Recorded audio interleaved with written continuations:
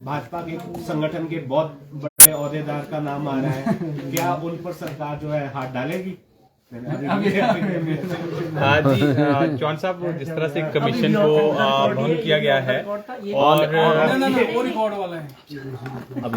जिस तरह से भंग किया गया है, जयराम ठाकुर ने पलटवार किया है और कहा है कि जो भर्ती प्रक्रियाएं हैं तकरीबन 4000 के आसपास वो लटकी पड़ी हैं। सरकार को जांच तो करवानी चाहिए, लेकिन साथ साथ में जो भर्ती प्रक्रिया है वो भी आगे बढ़ानी चाहिए थी, इस तरह का उनका कहना। और साथ में उन्होंने ये भी कहा है कि नाम उजागर करके कौन लोग इसमें संलिप्त पाए गए थे जो पेपर लीक कर रहे हैं। देखिए, ये बहुत बड़ा मामला था। हिमाचल प्रदेश का लगातार पेपर बिकने को लेके और पेपर लीक को लेके हिमाचल प्रदेश की जो बदनामी हो रही थी पिछली सरकार में, ये एक ऐसा मामला आया। पुलिस भर्ती का जो मामला हुआ था वो बड़े लेवल पे पूरे देश में, उसमें लोगों ने देखा किस प्रकार वो पेपर बिका 3 लाख से 7 लाख तक, और पुलिस डिपार्टमेंट ही उसकी पेपर खुद कंडक्ट करा रहा था और भर्ती भी पुलिस डिपार्टमेंट में की थी। और उससे लेके कितना बड़ा वो मामला उठा, विपक्ष ने भी उठाया। उसके बाद सरकार बदली हिमाचल प्रदेश में। जैसे ही कांग्रेस पार्टी की सरकार बनी, ये पहला मामला आया कि पेपर लीक होने से पहले जो अलर्ट पे थे हमारे खुफिया तंत्र, विजिलेंस विभाग, उन्होंने इसको पहले ही अलर्ट होने की वजह से लीक पेपर बिकने से पहले इसको पकड़ लिया गया था। और उसके बाद SIT बनाई गई। कितने ऑफिसर्स उसमें थे आप लोगों के सामने था कि, और सारी जांच आगे बढ़ी।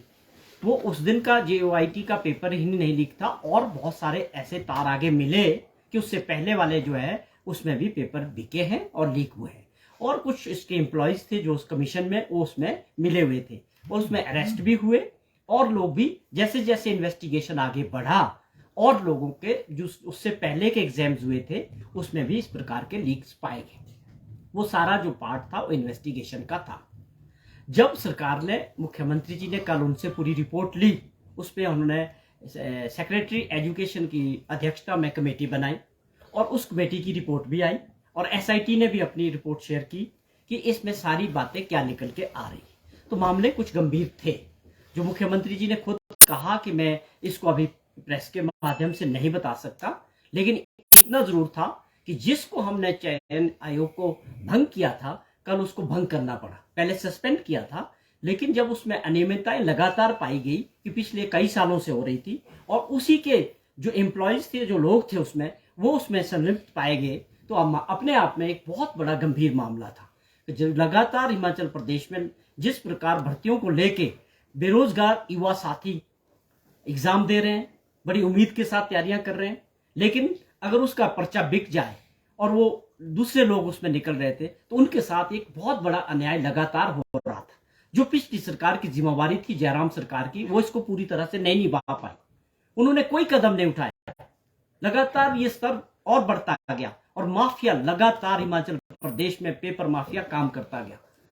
वो पुलिस लीक तक नहीं, इस चयन बोर्ड में लगातार 3-4 साल से काम कर रहा था। आज मुझे बड़ी खुशी के साथ इस बात की कि मुख्यमंत्री ने साहस दिखाया, बड़ा फैसला लिया, और जहां पर लगातार माफिया काम कर रहा था, पेपर लीक माफिया, लोग पेपर खरीद रहे थे, बेच रहे थे, क्या ये सरकार की जिम्मेवारी नहीं है कि हम वहां पर बड़ा फैसला लें लोकहित में, लोगों के हित में?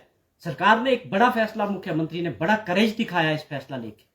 इसको विपक्ष को तारीफ करनी चाहिए।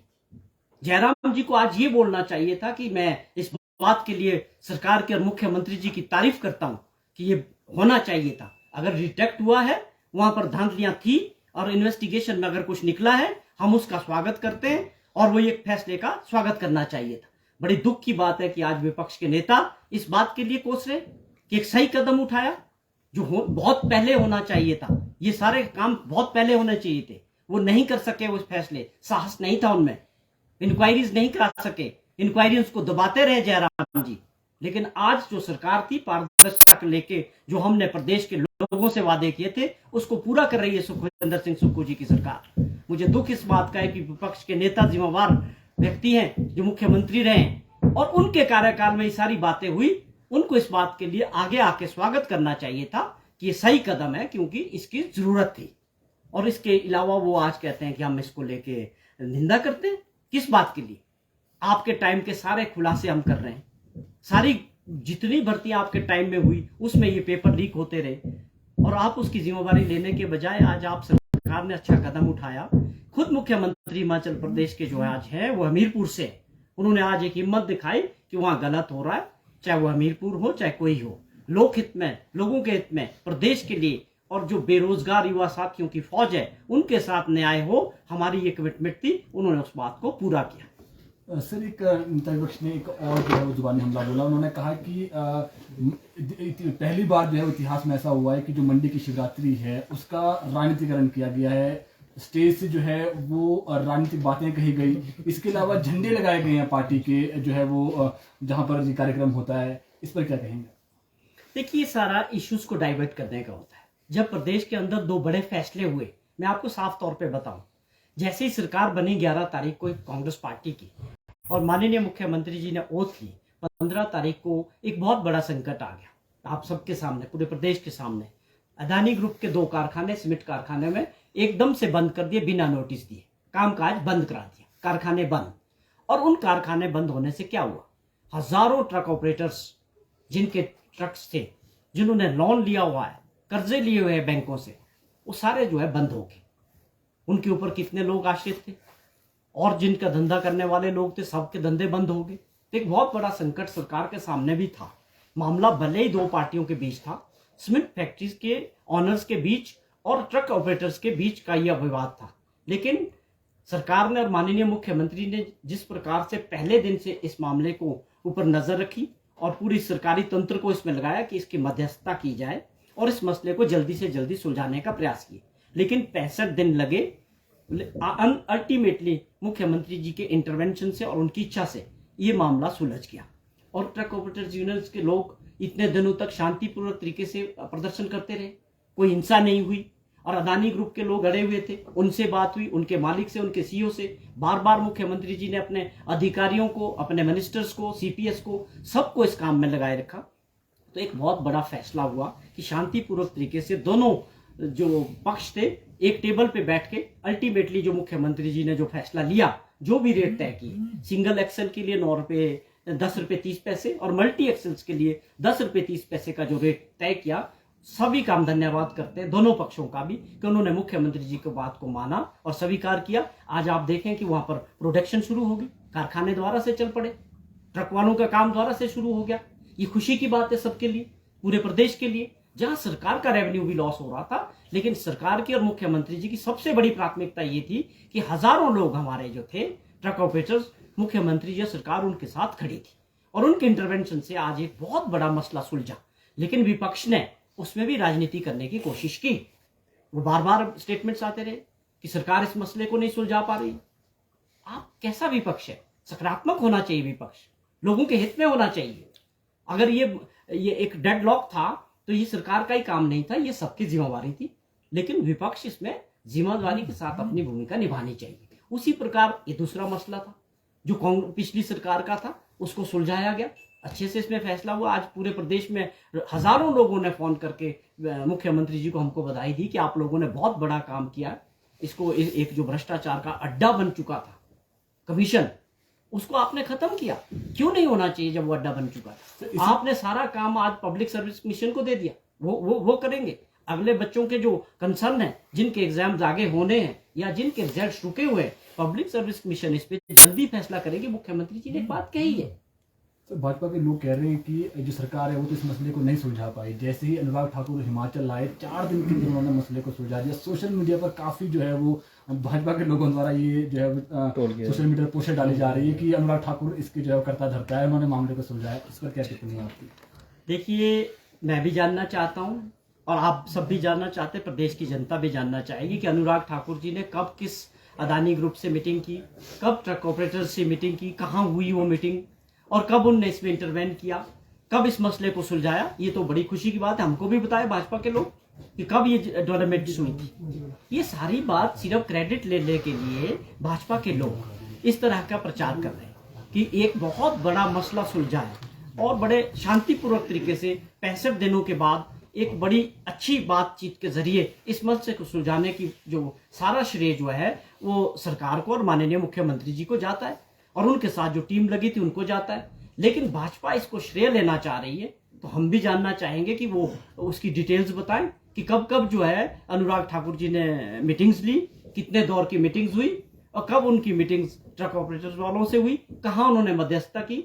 जो हमने किया, जो मुख्यमंत्री जी ने किया, वो सारे खुलेआम मीडिया के सामने मीटिंग हुई। आप लोग उसके साक्षात गवाह हैं कि मुख्यमंत्री जी ने जब आदेश किया उसके बाद ट्रक ऑपरेटर्स के जितने भी पदाधिकारी थे उन्होंने सब ने उसके लिए माननीय मुख्यमंत्री जी का धन्यवाद किया कि थ्रू आउट 65 दिनों में जब हम मुश्किलात में थे, मुख्यमंत्री जी और सरकार हमारे पीछे नजर आई। चौहान साहब, पूर्व मुख्यमंत्री ने कहा कि मंडी शिवरात्रि ऐतिहासिक पर्व है। पहली बार ऐसा हुआ कि किसी सरकार ने वहाँ इसका इस प्लेटफॉर्म का राजनीतिकरण किया, वहाँ से राजनीतिक बातें की गई और पूर्व सरकार के खिलाफ वहाँ से बयानबाजी की गई। How you take this statement? देखिए, ये सारी राजनीतिक बातें हैं। जहां तक सवाल है, जो बड़े मुद्दे थे, मुख्यमंत्री जी वहां गए, जो देव इसके लिए जो एक घोषणा होती है 1 करोड़ रुपए की, ये देखना चाहिए जयराम जी को। ये देखने वाली बातें हैं कि लोगों में क्या चीज वहां मैटर की है। आप ढूंढते हो कि कहीं कुछ राजनीतिक मुद्दा मिल जाए। भाजपा निश्चित तौर पे 65 दिनों की जो सरकार है उससे जो है विपक्ष बिल्कुल खौफ में है। ये होना भी चाहिए। जो फैसले हुए हैं, बहुत बड़े बड़े फैसले हुए, जो ये कर नहीं सके। ये सरकार इसीलिए कमजोर थी कि मुख्यमंत्री जो पूर्व में जयराम ठाकुर रहे वो फैसले नहीं ले सके, वो अधिकारियों से दबे रहे। अब देखिए आप 65 दिनों में जो मुख्यमंत्री और जो सरकार है वो फैसले लेने वाली सरकार है, वो फैसले ले रही है, लोकहित में फैसले हो रहे हैं और यही कारण बौखलाहट का विपक्ष का है। सर, मंडी शिवरात्रि से ही रिलेटेड एक सवाल है। भाजपा के सोशल मीडिया अकाउंट से एक वीडियो अपलोड हुआ है जिसमें ये जो है वो आरोप लगे हैं कांग्रेस पर कि जैसी कांग्रेस सरकार आई है, जो मंडी का शिवरात्रि है जिसे कह सकते हैं आप देश समाज का बड़ा कार्यक्रम होता है, वहां पर कव्वाली में अल्लाह अकबर जैसा जो है वो कव्वाली गाई गई और इससे जो है वो समाज का एक तबका जो है आहत हुआ है। और जो देव अभी इस पर एक टिप्पणी आई है जयराम जी की, उन्होंने कहा कि हम जो है वो कलाकार की इज्जत करते हैं, लेकिन इस प्रकार से जो है वो किसी एक वर्ग, जो एक वर्ग है, एक समाज का एक वर्ग है, इस तरीके से तर्कसंगत नहीं है। इस पर क्या कहेंगे? ये सारा मामला सोच से शुरू होता है कि आप किस चीज को कहां से सोचते हो।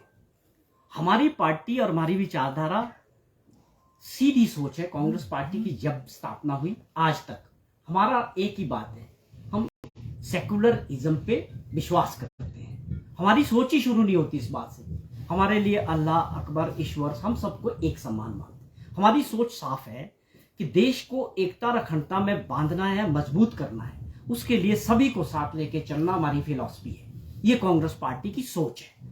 ये जिनकी सोच है इसका जवाब वही दे सकते हैं। हमारे लिए इस देश में रहने वाले हर व्यक्ति, सब एक धर्म एक जाति किसी वर्ग के हो, सब इंपॉर्टेंट है और सबका देश है। सब जब मजबूत होंगे तभी हमारा देश एक मजबूत देश बनेगा। इसके अलावा सर, आयोग के विषय में उन्होंने एक जो भंग किया है उसमें ये कहा है कि राजनीतिक मंशा से उसको भंग किया गया है। अगर पेपर लीक में जो संलिप्तता थी तो सचिव की ओर के जो सदस्य और चेयरमैन था उनको राजनीतिक मंशा से भंग किया गया। मैं निश्चित तौर पर उस आदमी का नाम जानना चाहूंगा जिसने ये बात की। वो कैसा व्यक्ति होगा जिसको ये पता नहीं कि भंग क्यों किया गया। भंग इसलिए किया गया कि वो अड्डा था भ्रष्टाचार का, वहां लगातार भ्रष्टाचार हो रहा था, पेपर बिक रहे थे और हमने SIT बिठाई। आज इन्वेस्टिगेशन हुआ, जो कुछ निकला उस आदमी को नजर नहीं आ रहा। इसके पीछे राजनीतिक कारण नजर आ रहा है। राजनीतिक कारण ये हो सकता था कि मुख्यमंत्री जी आज हमीरपुर से और वो आयोग हमीरपुर में काम करता, उन्होंने राजनीति नहीं देखी, उसमें